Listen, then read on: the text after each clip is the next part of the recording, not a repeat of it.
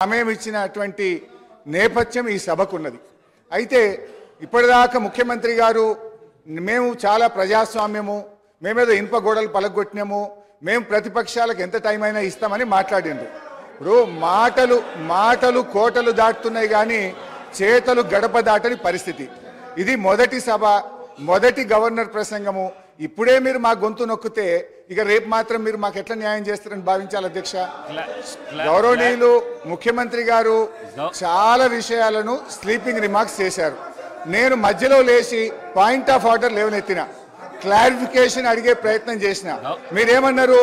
ముఖ్యమంత్రి గారు సభానాయకుడు మాట్లాడిన తర్వాత మీకు క్లారిఫికేషన్ కు ఎంత సమయమైనా ఇస్తాము అన్నారు.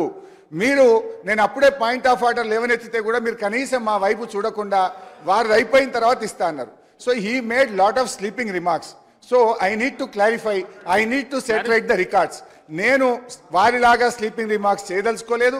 మేము వారికి హుందాతనం లేకపోయినా, సభానాయకుడిగా వారు హుందాగా ఉండకపోయినా, ఒక సీనియర్ శాసనసభ్యుడిగా 7 సార్లు ఎమ్మెల్యేగా గెలిచి సభలో ఉన్న ఒక సభ్యుడిగా మేము బాధ్యతగానే మాట్లాడతాము. సభ యొక్క రికార్డును మేము సెటరైట్ చేసే ప్రయత్నం చేస్తే తప్ప వారిలాగా నేను రిమార్క్స్ చేయదలుచుకోలేదు.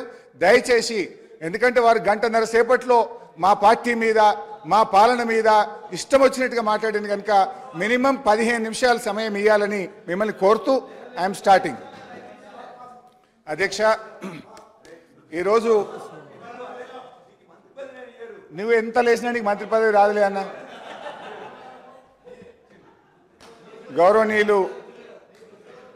గౌరవ ముఖ్యమంత్రి రేవంత్ రెడ్డి గారు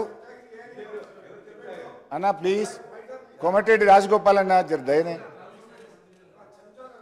ప్లీజ్ దయ, మీ దయ అన్న, నేను చెంచానులే అన్న. ఇప్పుడు గౌరవనీయులు ముఖ్యమంత్రి గారు మాట్లాడుతూ వారి ప్రసంగం నేను చాలా జాగ్రత్తగా కూర్చొని విన్నాను అధ్యక్ష. వారు ఇంకా ఈ రాష్ట్రానికి ముఖ్యమంత్రి అయినట్టుగా భావించడం లేదు. వారి ప్రసంగ తీరు కానీ, ఈ సభ వారు నడుపుతున్నటువంటి తీరు చూస్తూ ఉంటే ఇంకా ఆయన ప్రతిపక్షంలో ఉన్నట్టు, ఒక పిసిసి అధ్యక్షుడిగా ఉన్నట్టు, ఒక స్లీపింగ్ రిమార్క్స్, ఎలక్షన్ స్పీచ్ తరహాలో వారు మాట్లాడుతూ ఉన్నారు. బాధ్యతాయుతంగా మాట్లాడతారేమో, వారు మారుతారేమోనని నేను భావించాను. కానీ వారి ప్రసంగం అంతా కూడా ఒక ప్రతిపక్షంలో ఆ రోజు ఎట్లయితే గోబల్స్ ప్రచారం చేస్తూ ఒక అబద్ధాన్ని 100 సార్లు చెప్తే నిజమైద్దన్న రీతిలో గతంలో వ్యవహరించారో, ఇవాళ సభానాయకుడు కూడా అదే తీరును వారు ప్రదర్శించడం ఇది దురదృష్టకరం. ఈ సభకు, ఆయనకు మంచిది కాదని నేను హితవు పలుకుతా ఉన్నాను. ఇకపోతే అధ్యక్ష, వారు కుటుంబ పాలన గురించి ప్రారంభించారు. వెనకటికి ఎవడో గొంగళ్ళ కూర్చొని ఇంటికెళ్ళేరిండట. ఇవాళ వాళ్ళ పరిస్థితి అట్లా ఉన్నది. అసలు మీ పార్టీ నెహ్రూ గారు, సోనియా గాంధీ గారు, రాజీవ్ గాంధీ గారు చనిపోతే ఒక ఎన్ఆర్ఐ ఇటలీ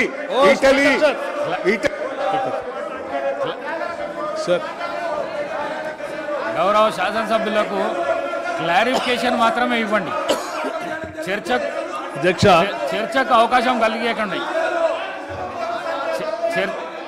చర్చకు అవకాశం కలిగించకండి. క్లారిఫికేషన్ ఇవ్వండి.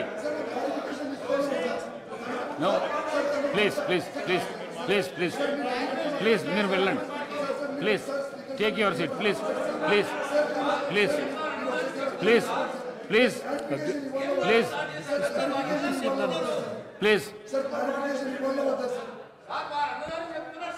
అధ్యక్ష, క్లారిఫికేషన్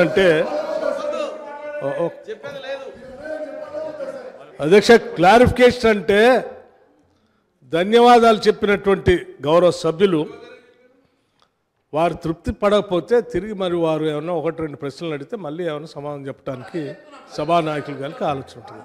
మాట్లాడింది ఏమి కేటీఆర్ గారు, హరీష్ రావు గారు లేచి నేను క్లారిఫికేషన్ అంటే ఎట్లా అధ్యక్ష? హరీష్ రావు గారు లేచి మళ్ళీ మాట్లాడటం అంటే ఇంకో 2వ ప్రశ్న అడగటం, అది ఇంకో క్వశ్చన్ కిందకి వస్తుంది తప్ప అది క్లారిఫికేషన్ కిందకి రాదు. క్లారిఫికేషన్ అంటే కేటీఆర్ గారే మాట్లాడాలి. దయచేసి పోనీ సభా వ్యవహారాల మంత్రి గారు సరే ఒక్క నిమిషం హరీష్ రావు గారు మాట్లాడతారు క్లారిఫికేషన్ అని అడిగినప్పుడు వారు క్లారిఫికేషన్లోకి పోవాలి. కానీ జవహర్లాల్ నెహ్రూ గారి దగ్గర నుంచి చరిత్రలోకి వెళ్తే మేము చాలా విషయాలు మాట్లాడాల్సి ఉంటుంది. దయచేసి అది కరెక్ట్ కాదు.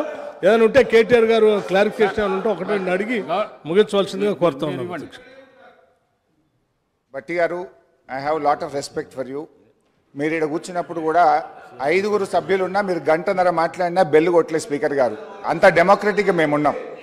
ఇక్కడ మీరేమో మాటలేమో డెమోక్రసీ, చేతలేమో నిరంకుశత్వం.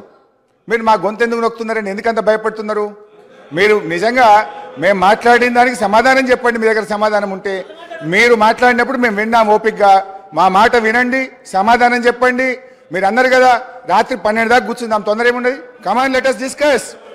ఎందుకు భయపడుతున్నారు? గుమ్మడికాయ దొంగ అంటే భుజాలు అనుకున్నట్టు నా గొంతు ఎందుకు నొక్కుతున్నారు? మైక్ ఎందుకు కట్ చేస్తున్నారు? Please bear with us. అధ్యక్ష, అసలు కుటుంబ నేపథ్యం కలిగిన పార్టీ కాంగ్రెస్ పార్టీ. మీరు ఒకరి తర్వాత ఒకరిని పెట్టుకొని వచ్చి ఇవాళ మమ్మల్ని పట్టుకొని మేము ప్రజల నుంచి ప్రజాస్వామ్యంగా ఎన్నికై వచ్చినాం అధ్యక్ష. ఇవాళ మీరు మమ్మల్ని గురించి ఈ రకంగా మాట్లాడడం అనేటువంటిది కేవలం మా మీద ఒక ఆరోపణలు చేసే ఉద్దేశమే తప్ప ఇలా సదుద్దేశం లేదు. ముఖ్యంగా అధ్యక్ష, అసలు మీ చరిత్ర ఎవరికి తెలియదు? మన తెలంగాణ ముద్దుబిడ్డ పివి నరసింహారావు గారు ఈ దేశ ప్రధానమంత్రిగా చనిపోతే కనీసం చూడడానికి కూడా పోనటువంటి పార్టీ మీ కాంగ్రెస్ పార్టీ. మీ సోనియా గాంధీ గారు కానీ సార్